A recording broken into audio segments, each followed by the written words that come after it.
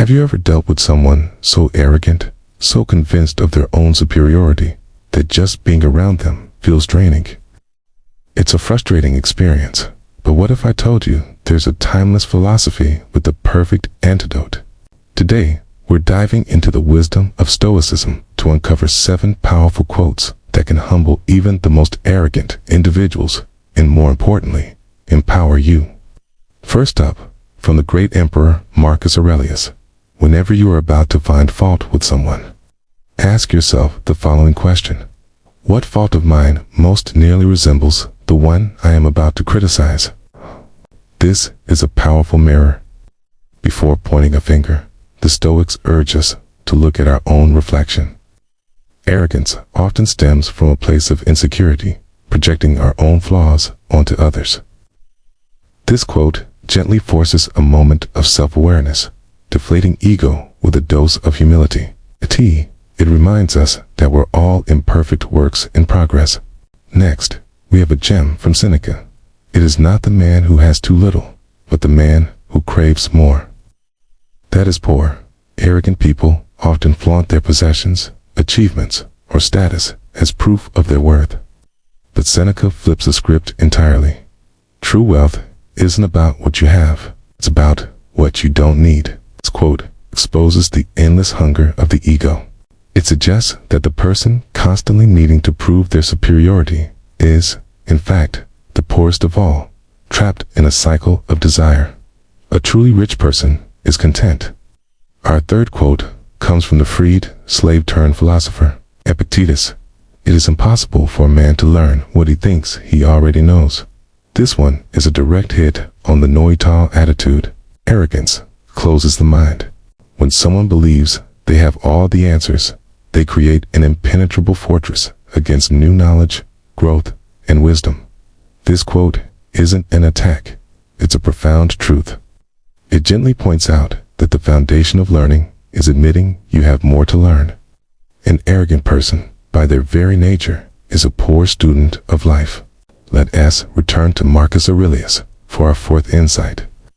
The best revenge is to be unlike him who performed the injury. When an arrogant person belittles or offends you, the temptation is to strike back, to play their game and prove them wrong. But Marcus Aurelius offers a more powerful, more dignified path. Instead of sinking to their level, you rise above it. Your victory isn't in winning an argument. It's in demonstrating superior character through grace, patience, and integrity. This transforms an insult into an opportunity to practice virtue. Our fifth quote is another sharp observation from Seneca: we suffer more often in imagination than in reality. Arrogance is often fueled by deep-seated fears: fear of being seen as weak, fear of being insignificant, fear of failure. The puffed-up chest and loud voice are often a defense mechanism. This quote pulls back the curtain on that anxiety. It highlights that most of the battles an arrogant person fights are in their own head, against imagined threats to their ego. They are constantly suffering from self-inflicted wounds, a prison of their own making. For our sixth lesson, Epictetus gives us this powerful reminder: we have 2 ears and 1 mouth, so that we can listen twice as much as we speak. This is simple, yet so profound.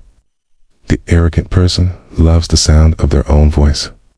They dominate conversations, interrupt, and rarely listen. They're broadcasting, not connecting. This quote is a gentle but firm correction. It champions the virtue of listening, to understand, to learn, to connect with others.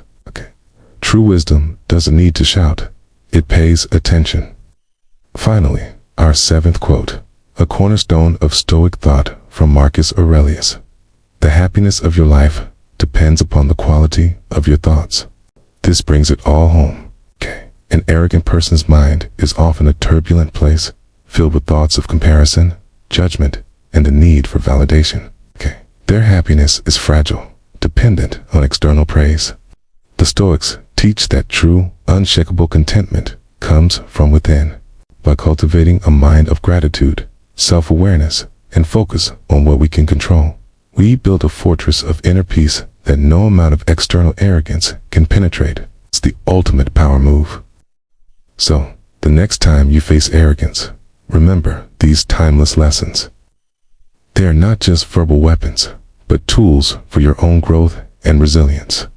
Thank you so much for joining me on this journey into Stoic wisdom. If these ideas resonated with you, please hit that like button and subscribe for more lessons on living a stronger, more tranquil life. Until next time, stay wise and stay well.